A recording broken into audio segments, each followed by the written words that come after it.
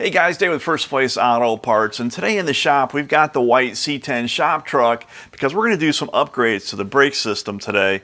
And in today's video what we're going to do is we're going to show you how HydroBoost works. Now we're going to be replacing the manual brakes on this truck with a HydroBoost unit made by the Right Stuff Brake Company that includes everything that you need. Hey guys, if you like today's video, please consider subscribing to the First Place Auto Parts YouTube channel. We're going to continually be adding new videos every week where we show you how to put new parts on, we take a look at the latest parts that are available, and we go to some pretty cool car guy stuff I'm pretty sure you're going to want to see.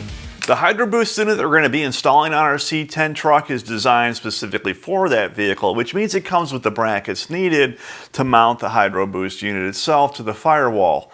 One of the nice things about the Right Stuff Brake Company's HydroBoost kit is that it includes literally everything you're going to need except for the fluids, and I would suggest a couple of wrenches, and we'll talk about those in just a little bit. But other than that, you get a box that is very complete.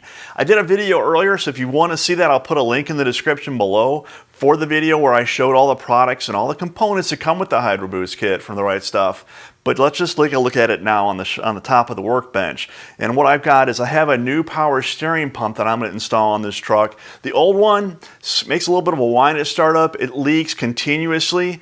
And I'm going to go ahead and replace that while I have everything apart. Again, we're going to be opening not only the brake lines and the master cylinder, but also your power steering, particularly where it mounts to the power steering box.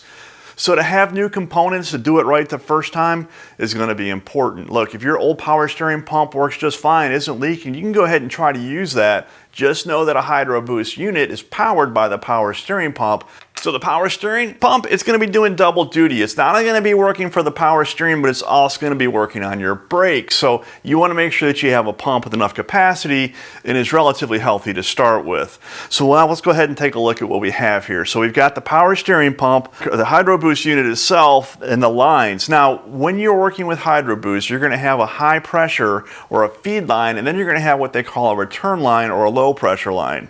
Your high pressure lines come from the Right Stuff with an already dedicated 90-degree end on it, and the other end is left open. We're going to cut these to fit because depending on your vehicle's applications and what options you have, it's nice to have too much hose and not enough, if you know what I'm saying. What you get with each kit is you do get all the elbows, so we're going to go ahead and we'll assemble these lines once we made our final cuts after we've installed the HydroBoost unit and the pump. So the high pressure lines, when you get it from the Right Stuff, are high pressure braided lines. They're very easy to cut, not as abrasive as a braided steel line, but guaranteed to be able to hold all the pressure that this power steering pump makes. The pressure side of the actual unit itself starts at the power steering pump on the back side. There'll be a screw and adapter here. Typically what you would have is a metal line that would screw into this from the factory with a rubber hose attached to it, where it goes directly to the power steering box. In this case, we get all the fittings we need, and your pressure fittings are going to have O-rings on them. What we're going to do is we go ahead and install those things into all the various pressure feeds, which is going to be the back side of the pump, and then also the intake and also the exit of the HydroBoost unit itself. So this line, what we're going to do is we'll end up plumbing this line from the back of the power steering pump to the passenger side, which is the intake side of the HydroBoost unit. We'll take the other braided line that's supplied with the kit, come out of the HydroBoost unit at the top, and run that down to our power steering box. So you've got two lines. We're going to be making two cuts because, again, the lines are cut to fit. But on your pressure lines, you go ahead and put these together after you've installed the HydroBoost unit to the firewall, and you're ready to go. The other lines that you're going to have to plumb into your HydroBoost unit is the return line or the low pressure line. On your HydroBoost unit itself, you can see this spigot right here. And what we'll do is, supplied with the kit is a long piece of non-braided line. Again, it doesn't have to be that high strength because it's a low pressure line. And this is all going to be cut to fit. It has a dedicated end on it. But what we'll do is we'll run the low pressure line from the spigot on the HydroBoost unit, and we'll use this T right here, this brass T, where we're going to tap into the return line or the low pressure line on your steering box, but also the low pressure line on which returns back to the reservoir on your power steering pump. So essentially what we're going to do is we're going to have three lines that come together. You're going to tap in on this side. It's going to be from the HydroBoost unit. From this side will be the return line from your power steering box, and this line will actually go back to the power steering pump to return to the reservoir, start the process all over again. So it helps a little bit to see these components on the workbench instead of in the vehicle, especially where the power steering pump resides on this truck. It's hard to see not only the pump, but also the fittings. So hopefully this explanation gives you an idea. It's very simple, it looks tougher than it is, and there is some setup. Look, I don't want to confuse you or mislead you. There's some things that we have to do to set this up because there's some depth on the piston from the HydroBoost unit into the master cylinder, and then we're also going to have to set the length on the rod as far as the push rod from the brake pedal.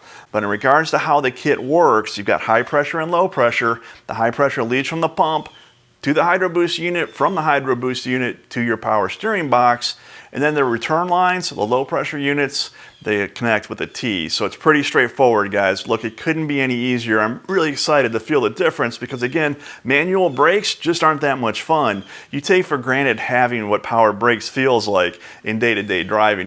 Earlier, I mentioned that the kit that comes from the right stuff for this truck is incredibly complete.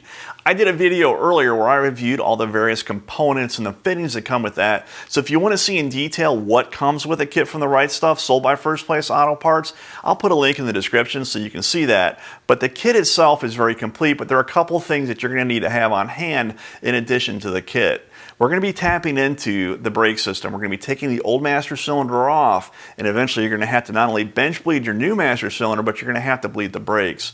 So when you start your project, make sure that you have a quantity of good clean either .3 or .4 brake fluid on hand so that you can bench bleed the master cylinder and then bleed your brake system in general. Again, I did this video on how to bench bleed a master cylinder before. I'll include a link in the description, and the kit from the right stuff comes with all the tubings and fittings that you need to properly bench bleed your master cylinder. That's great. Secondly, when you take the lines off of your power steering pump, especially if you're using your old one, most of the power steering fluid is going to drain out of that pump. Make sure that you have at least 2 quarts of power steering fluid on hand when it comes time to refill the system. Look, not only will you have to refill the reservoir, but you're going to have enough fluid to fill all those lines, and also the reservoir that's, or the pressure accumulator right here on the HydroBoost unit. So it's going to take a little more than what the thing originally had in it. Have 2 quarts on hand so you don't have to make a run back to the auto parts store.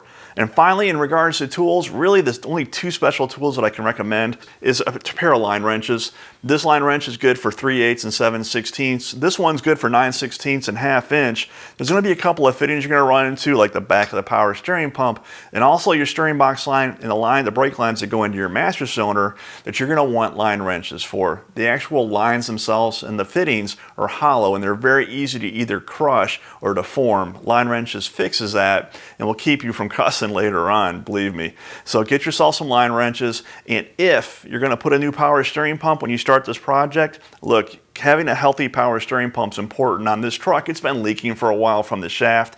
It just made good sense because the power steering pump not only is going to now function as a power unit for the steering, but it's also going to supply the HydroBoost unit with all the pressure and volume of fluid that it needs. I'm putting a new pump on. Now, most pumps do not come with a pulley installed, so if you have to put a new pump or you decide to put a new pump on, make sure you get a tool to remove that pulley from your old pump and put it on your new one. Just know that there is a pulley that you're going to need to remove the pulley from your old power steering pump and put it on the new one if you decide to go with a new pump. Upgrading your classic truck or car to HydroBoost power brakes only makes good sense. Increases safety, but also increases the driving pleasure of the vehicle through less pedal effort required to stop the vehicle. Look, the Right Stuff Brake Company, this kit includes everything you need, and you should be able to put this thing on in an afternoon in your garage.